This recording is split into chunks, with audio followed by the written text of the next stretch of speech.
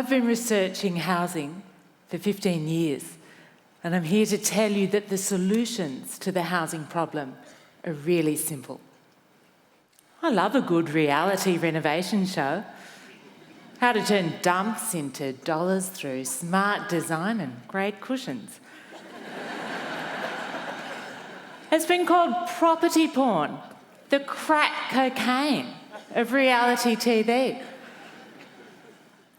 But our addiction to property speculation as entertainment has crossed too far into real life.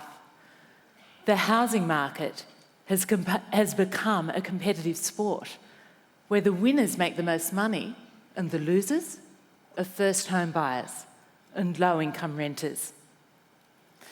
We need to think about housing not as investing in real estate, but as investing in community. The good news is there are ways to redesign our deeply unequal housing system. But first, we need to know how we got to this point.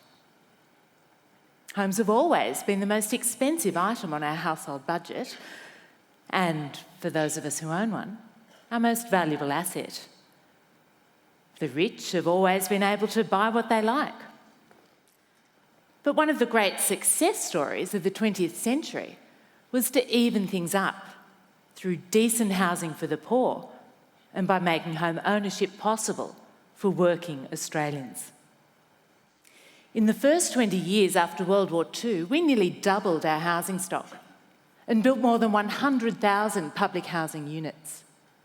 By the mid-60s, 71% of Australians owned their own home, supported by a flexible private rental market and a public rental safety net. You'd start on the housing ladder by renting, maybe sharing when you left home, and buy your first house when you were ready to settle down. It was a reasonable expectation that families on ordinary incomes could save for a home deposit within a couple of years, so that by the time they retired, the loan was paid off and financial security guaranteed. Things began to change in the 1980s. Economic growth, dual-income households, financial deregulation, which loosened up lending, and later lower interest rates, all increased the amount of money people could borrow and pay for housing. Tax tricks like negative gearing created a new type of investor, the mum and dad landlord, able to outbid first home buyers from the market. And by the turn of the new millennium, house prices were rising much faster than incomes. The politicians' solution was to release more land for housing by upzoning near railway lines and the urban fringe and calling for more houses and apartments to be built. The story was that more new homes would make renting and buying affordable once again. But that didn't happen because the government had defunded public housing, turning to the private sector to increase housing supply. Total public sector involvement in new house building fell from 12% in the mid-80s to 2% today. And although we've built more homes than ever in the past 5 years, fuelled by the latest housing boom, prices have continued to rise, well beyond what most first home buyers can afford. So, we have a generation increasingly stuck in insecure rental tenure. We have more new houses, but home ownership rates have fallen. Permanent homes are converted to Airbnb-style holiday rentals, housing tourists, while local teachers and nurses are forced to the urban fringe. At the very bottom of the market, low-income workers and students crowd in substandard and precarious share accommodation. The total value of Australia's housing stock grew to $6.8 trillion in 2017, 4 times GDP. Sydney's homeless population grew too, by nearly 50% in half a decade. The profit to be made in residential real estate has blinded us to the true value of home and a community where everyone has a decent place to live. Australia has been infected by a global contagion known as the financialisation of housing. The more money to be made on housing, the more we've wanted to invest, and the more dependent on property wealth we've become. With houses converted to money-making assets, access to home has become deeply unequal. And I have an idea for a reality TV show to fix that. It won't be a show about photogenic couples beating the market with a risky renovation and a quick flip. It will show us how to redesign our housing system to better meet the needs of the 1.3 million Australians who are currently missing out. We'll do it in 3 episodes. First, we'll fix public housing, which has been stigmatised by 30 years of disinvestment and neglect. The idealism of the post-war years, the pedestrian-oriented estates in the outer suburbs, the modern high-rise towers in the city, was matched by a belief that public housing could be a genuine stepping stone or even alternative to ownership. This was a time when public housing was as essential to the city and to city building as public architecture. This is the Sirius building, one of Sydney's great modernist icons, right on Sydney Harbour and built for public housing.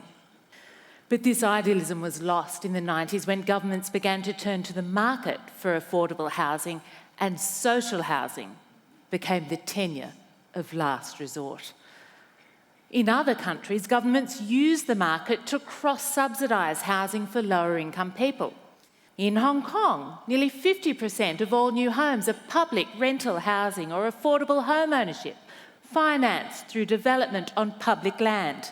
In the UK, public grant and planning requirements mean that nearly 30% of all new homes are affordable. But in Australia, social housing is woefully underfunded. New initiatives aim to attract private investment into affordable housing projects, but without proper public investment, these projects will not get off the ground.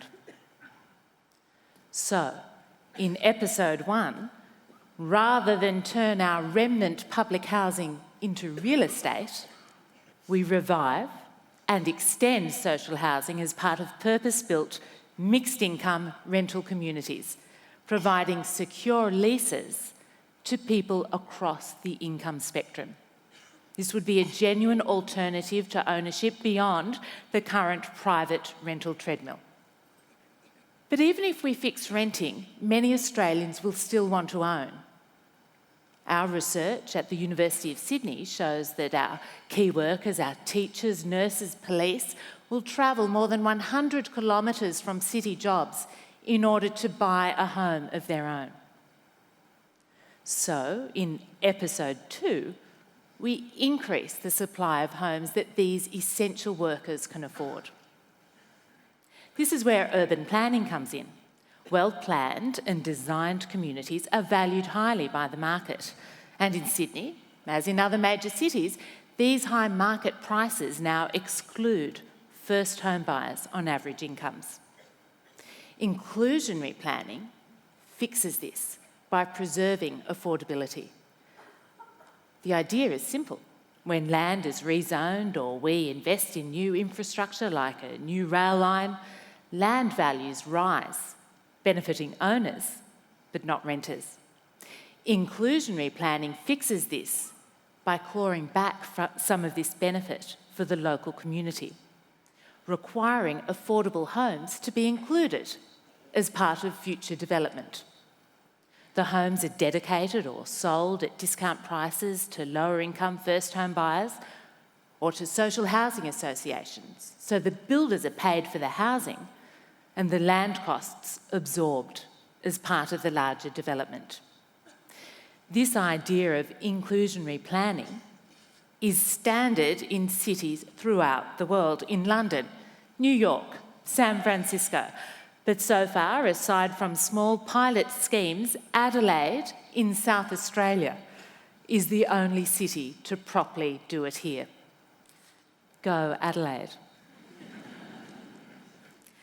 We can also help people do it for themselves. The old school housing co-op has been reimagined as new generation co-living projects which completely bypass the commercial development process. Groups of like-minded people design and commission their homes collectively, shaving the developer's premium from the project cost. Take Freiburg in Amsterdam, one of my favourite examples. The 52 apartments in this project were designed and commissioned by their owners, who not only built wonderful homes at a lower cost, but also created a thriving community. But fixing the housing problem is not just about building lower-cost rental housing or helping first home buyers into ownership, as important as those things are. We need to fundamentally rethink where and how we accommodate our growing population. That's episode 3. Australia is one of the most urbanised nations in the world, with 40% of our population living in Sydney and Melbourne alone and rising. We can't keep squeezing this growth into towers above railway stations and the ever-spreading urban fringe. Expanding the geography of housing opportunity in Australia must be the long-term plan.